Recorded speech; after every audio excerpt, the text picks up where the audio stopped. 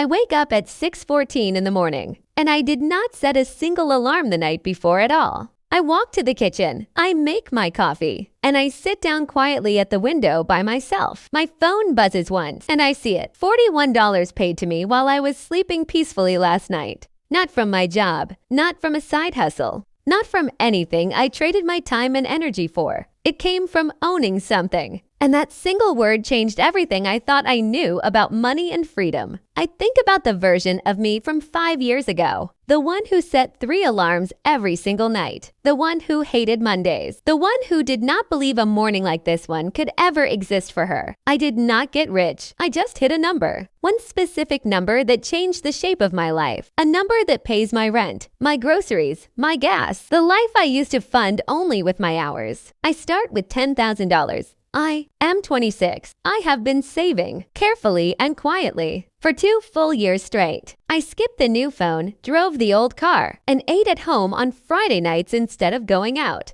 That $10,000 sat in my account doing absolutely nothing, just waiting for me to make one smart and patient decision. Most people would buy a vacation, or a watch, or a couch they did not actually need at all. I open my brokerage app instead, and I buy a dividend ETF, something boring, something steady, something called SDM, the kind of ticker my friends have never once heard of. And honestly, that is exactly what I love about it. At a 4% yield, that $10,000 pays me $400 a year, quiet, consistent, and completely automatic every single time. That $400 covers my Netflix, my Spotify, and my phone bill for an entire full year without me lifting a finger. It is small. I know that. I will be tempted to laugh at it, and I choose not to. This is the first dollar in my entire life that was not traded directly for my time or my energy. Every other dollar I ever earned came from hours. Hours at a desk, hours in traffic, hours in pointless meetings. This $400 came from nothing. I slept. The money paid me anyway. And nothing about that will ever stop amazing me. My coworker sees the ETF on my screen at lunch. He laughs. He says $400 a year is just a dinner. I say nothing. I close my laptop. He spends the $400 he made that week on a watch he will replace. The next month, my dividend hit. I do not transfer it to checking. I do not buy a single thing. I click the button that says reinvest, and I watch the number of shares go up by a tiny amount. I smile at my phone for the first time this year. Nobody saw it. Nobody needs to see it either. I am not playing their game anymore. I have quietly started playing a completely different game on my own terms now. I am 29. 3 years have passed. $50,000 sits in the same boring ETF I chose back at 26. Most of it came from my paycheck. The rest came from dividends I chose never to spend on anything at all. It pays me $2,000 a year. My electric bill for 12 months. My internet. A weekend in Miami with money left. I do the math at the kitchen table on a Sunday morning,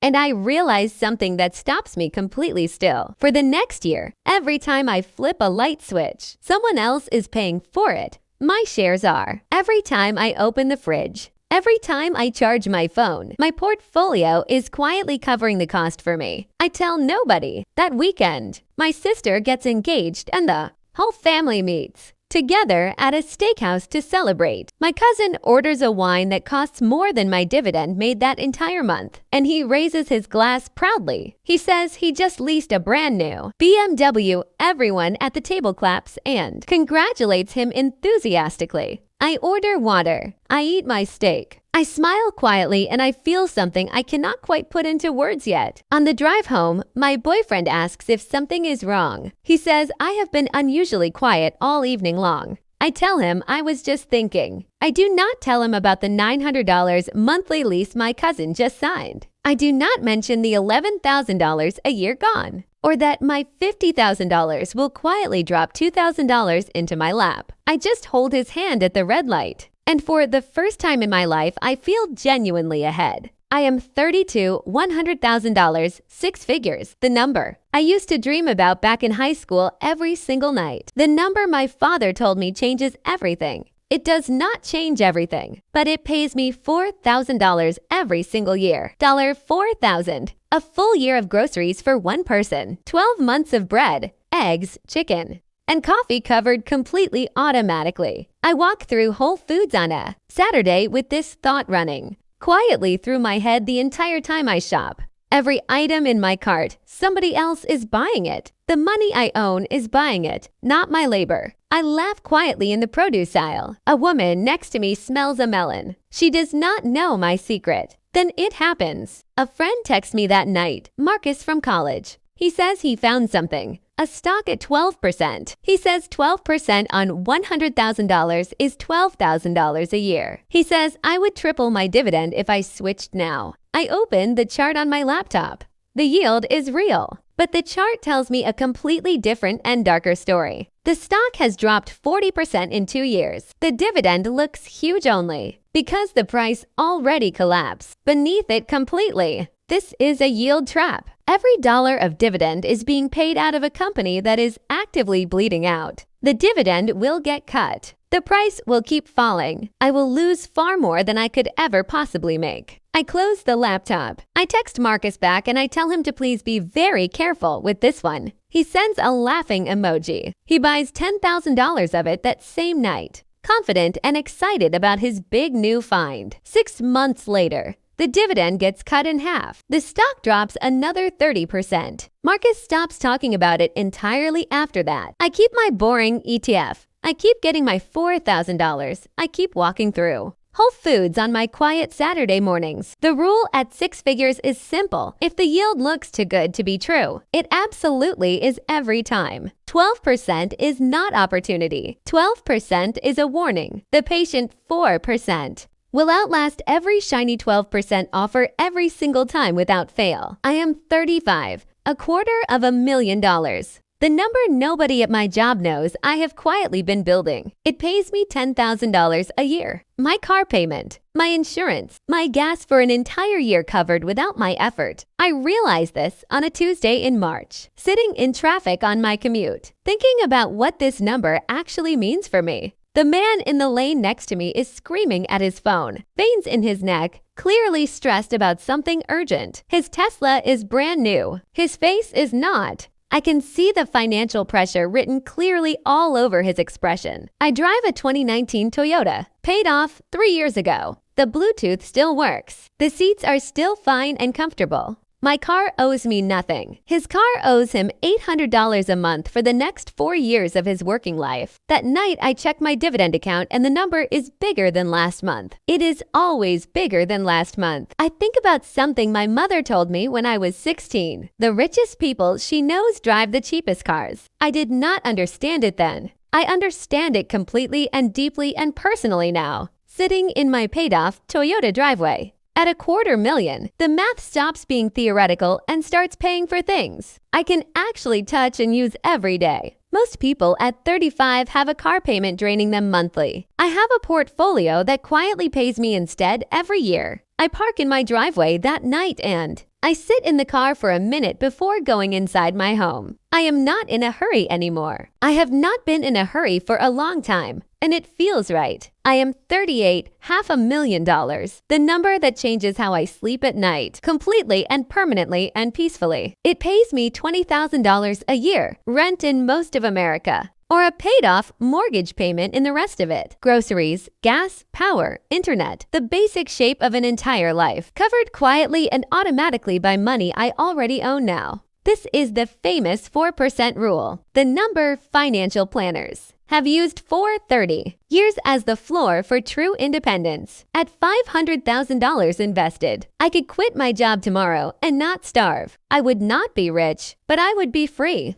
I realized this on a Friday at 4:47 in the afternoon when my boss walks into my office looking visibly stressed. He needs me to stay late. I used to say yes immediately, without thinking, without pausing, without any hesitation at all before. This time I wait 3 full seconds, and in those 3 seconds, I feel something completely new rise up inside of me. I feel optional. I say yes anyway. But the yes is different now. It is a choice, not a reflex anymore. I walk to my car at 9 p.m. The parking lot is completely empty. I sit in the driver's seat quietly. I think about the version of me at 26, who opened the brokerage app for the very first time feeling uncertain and small. The one who got laughed at by a coworker for making $400. A year from a boring ETF nobody had ever heard of. That coworker still works here. He has a leased SUV, a second mortgage, and questions about where the money went every month.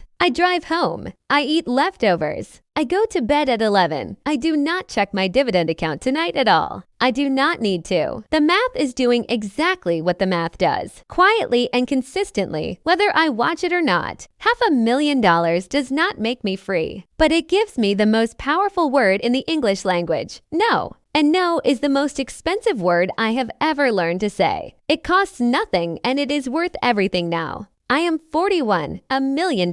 I do not feel different. My apartment looks the same. My car looks exactly the same. My face in the mirror looks the same. But the number is real. And it pays me $40,000 every single year automatically. A full American salary. Replaced forever. Paid by shares I own. While I sleep, while I eat, while I simply live my life. I open a tax calculator on a Tuesday night and I type in $40,000. Qualified dividends, single filer. Tax year 2026, and I wait. The screen shows one number, 0. I look it up to make sure it is real. It is absolutely real and legal. Under $50,000 in qualified dividends. The IRS takes nothing from me. My friends with jobs lose a third before it even hits their accounts. I keep every dollar. I sit back in the chair. I do not smile. I do not celebrate. I just sit quietly still. Nobody at work knows. Nobody knows the woman at the desk next to me will retire with $800,000 less than I will. I walk to lunch alone. I sit on a bench in the sun.